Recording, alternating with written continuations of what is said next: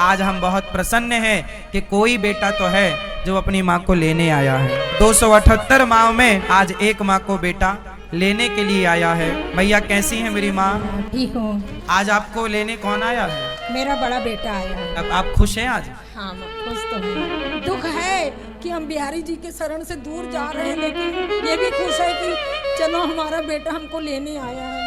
कितने साल हो गए आपको गौरी गोपाल आश्रम में? 3 साल हो गए। इन 3 सालों में आपको कोई तकलीफ तो नहीं दिया इस बच्चे ने? कोई तकलीफ नहीं। कोई बेटे से बात कराओ भैया से। महाराज जी आपको कोट कोट प्रणाम। खुश रहिए, भगवान आपको सुखी रखें।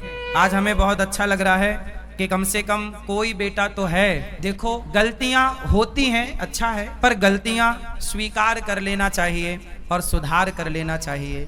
और माँ भगवान ही होती है, भगवान और माँ ये दो नहीं होते। चाहे आप माँ कह दो या भगवान कह दो, उन बेटों से बहुत अच्छा है ये बेटा जो बेटे आज तक आए ही नहीं अपनी माँ को लेने। तो आप क्या करते हैं भैया? ठीक हैं, खुश हैं? जी जी। माँ की सेवा करोगे ना? जी। ले जाना पर जिम्मेदारी से। तुम्हारा पुरुष का कर्तव्य होता है पत्नी का भी ख्याल रखना है, बच्चों का भी ख्याल रखना है और माँ का भी ख्याल रखना है। तभी एक बेटा अपनी माँ को छोड़ने आया था, तो जानते उसने क्या बोला?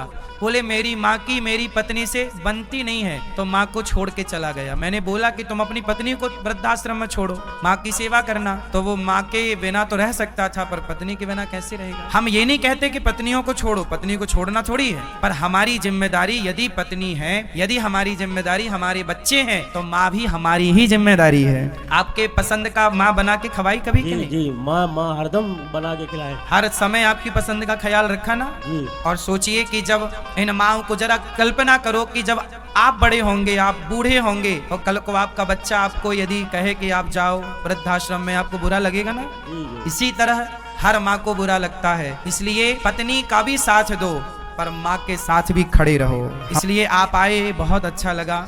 अब सेवा करना, माँ का दिल ना दुखाना।